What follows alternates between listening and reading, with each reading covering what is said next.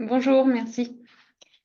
Alors, on va commencer par présenter l'établissement. Donc, le centre hospitalier intercommunal d'Alençon-Mamers, donc c'est 2 sites, Alençon et Mamers. Donc ça fait aussi, 2 recueils, bien distincts pour les IQSS. Donc Alençon, c'est vraiment le site hospitalier de recours qui est situé dans l'Orne, et on a aussi la résidence des Pastels où on retrouve du SMR, de l'EHPAD et de l'USLD.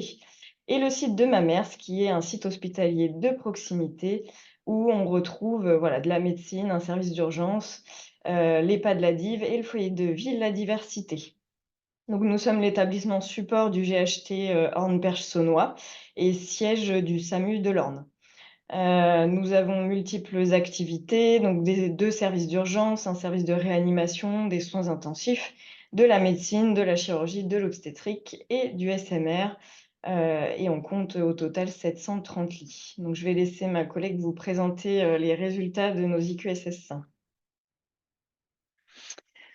Alors, comme vous pouvez le voir, la qualité de la lettre de liaison à la sortie n'est pas optimale au sein de l'établissement. Elle est liée en partie au fait qu'il y a encore beaucoup de lettres de liaison qui ne sont pas remises le jour de la sortie ou qui n'est pas envoyée au médecin traitant et pour laquelle on ne retrouve pas non plus forcément de remise aux patients de cette lettre. Donc avec un contenu où on peut retrouver des non-conformités comme pour la prise en charge médicamenteuse, que ce soit sur le traitement de sortie ou le traitement habituel. Au niveau de l'ATBIR, on ne retrouve pas forcément le justificatif lorsqu'on est au-delà des 7 jours d'antibiothérapie. Donc, et si on passe la douleur et l'AVC et l'imagerie diagnostique, on est à 41% au niveau de la planification du suivi post-AVC. En fait, c'est surtout le manque de traçabilité de ce rendez-vous parce qu'on est quand même le seul service de neurologie de l'Orne, mais on n'a pas forcément la trace dans le dossier du patient du rendez-vous qui est programmé. Au niveau de la lettre de sortie de la chirurgie ambulatoire, on a des résultats à 8%, car le compte-rendu opératoire a été utilisé et il n'y a pas eu de lettre de liaison de réalisé. Donc, ce qui explique le résultat, ce qui est rectifié depuis dans nos pratiques. Quand on est au SMR, alors la qualité de la lettre de sortie à 7% s'explique par un défaut de pratique. Les lettres de liaison ont été pour la plupart écrites, mais non validées de manière informatique, ce qui a fait qu'elles n'étaient pas valables pour pouvoir être prises en tant que telles comme lettres de liaison. Donc, une explication au niveau d'Alençon de 7%. Et par de ça, c'est aussi la remise le jour de la sortie de la lettre de liaison qui pêche au niveau des résultats. Le projet de vie, c'est aussi la réunion de synthèse qui a été reformatée pour retrouver tous les éléments qui permettent d'assurer le projet de soins et le projet de vie.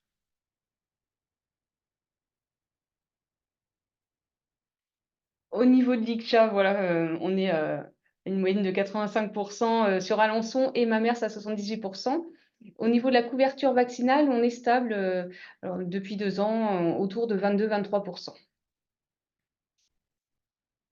Alors, concernant l'organisation, du recueil des IQSS, en 2023, donc il faut savoir que l'équipe qualité du CHICAM a été presque intégralement renouvelée, début 2023. Donc il a fallu se mettre en ordre de marche pour, réaliser le recueil des IQSS. On a tout simplement, continué ce qui était réalisé les années précédentes et qui nous semblait convenir, par donc un appel à candidature, hein, des professionnels médicaux et paramédicaux pour le recueil par secteur d'activité, hein. Et puis, voilà, il nous a fallu prendre en compte et analyser les écarts constatés au cours du recueil. Donc en 2024, on a pu tirer des leçons de ce qui s'était passé en 2023 et donc on a eu la volonté d'élargir l'appel à candidature pour le recueil. Donc des cadres, des médecins, des infirmiers, des secrétaires et l'équipe informatique aussi dédié, au dossier patient.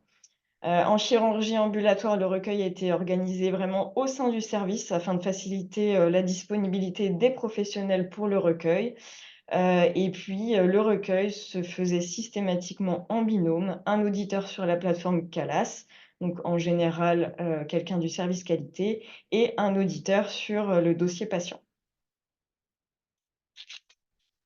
Et donc entre chaque, audit, national HAS, on a mis en place un indicateur d'utilisation de notre modèle l'aide de liaison médicale dans notre dossier patient informatisé Sillage. Et donc cette requête d'indicateur est faite par secteur d'activité. Et cet indicateur, il est suivi en réunion de pôles médico-économiques. Donc des réunions qui ont lieu avec, le directeur, le cadre supérieur et le chef, de pôle. Et ça permet aussi, à travers ces réunions, de suivre, le plan d'action qui a été déterminé.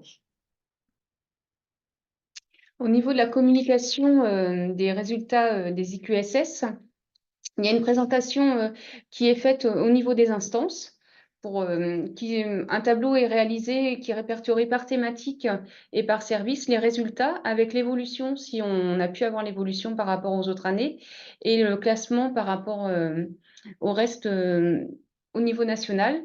Donc l'affichage est identique, que ce soit pour les usagers ou les professionnels. Il est envoyé à chaque, service et affiché à chaque entrée de service et à l'entrée de l'établissement. C'est un affichage qui correspond à un format A3.